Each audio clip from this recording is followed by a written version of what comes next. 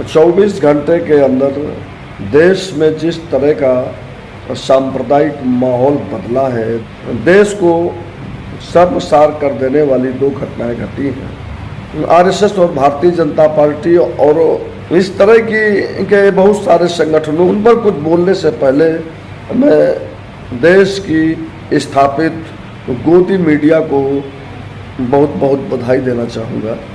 वो जो चाहते थे वो कामयाब हो गए।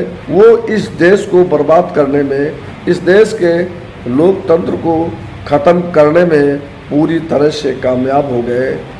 देश के अंदर बहुत सारे लोग अच्छी बातें कहते रहे, वो देश भर को समझाते रहे, तो अपने बच्चों को दंगाई बना रहे हो, तो अपने बच्चों को हत्यारा बना रहे हो, लेकिन ये देश नहीं समझा, या ये ऐसे समझिए गोदी मीडिया ने वो बातें वहाँ तक नहीं पहुँचाई और उन तक ये जो भी ये घटनाएं हो रही हैं, जो बच्चे, जो पीढ़ियाँ, जो लोग कर रहे हैं, अगर शायद उनके परिवारों तक ये बातें पहुँची होती तो ये सारी घटनाएं नहीं होती। तो जो आरएसएस चाहती थी और उसको जिस तरह गोदी मीडिया ने समाज के सामने परोसा, तो वो ये इनकी बड़ी कामयाबी है और वो उस तरह का मानस बनाने में पूरी तरह से कामयाब हुए हैं और देश आज बारूद के ढेर पर बैठा है। ये पूरी एक पीढ़ी धार्मिक कट्टरता के जाल में इस तरह फंस चुकी है क्योंकि उसको देश, समाज, इंसानियत और इन सब चीज़ों से कोई मतलब नहीं रह गया है और वो बस खाली उनको हिंदू राष्ट्र चाहिए और हिंदुत्व के नाम पर वो कुछ भी करने को तैयार है।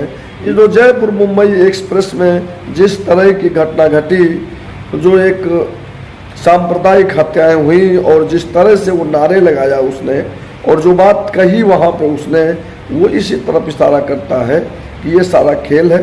और ये समझ लीजिए कि ये आरएसएस और भारतीय जनता पार्टी का पूरा सधा हुआ खेल है और वो ऐसा ही भारत बनाना चाहते थे।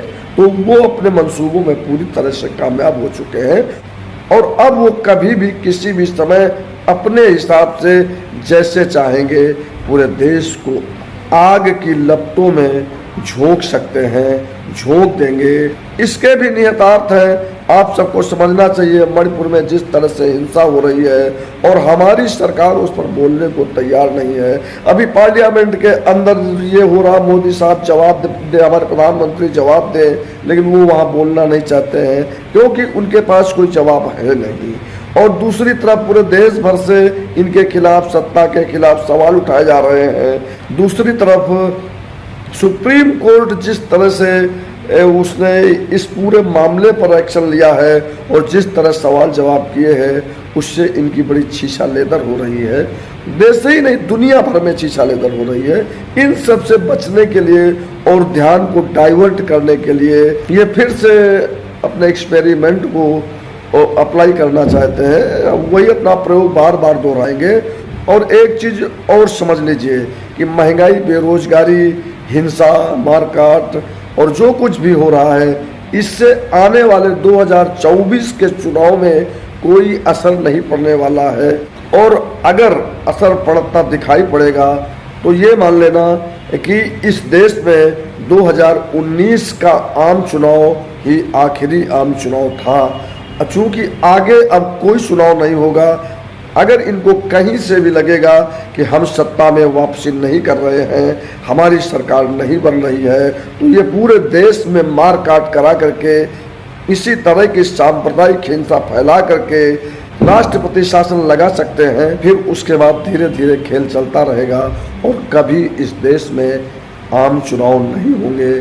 ये तय मान लीजिए। अगर इस देश के आम आदमी को अभी भी समझ में नहीं आया तो ऐसा ही होने वाला है। इसे आप सब लोग ध्यान से समझ लीजिए और लोकतंत्र को बचाने के प्रयासों में जुट जाएं।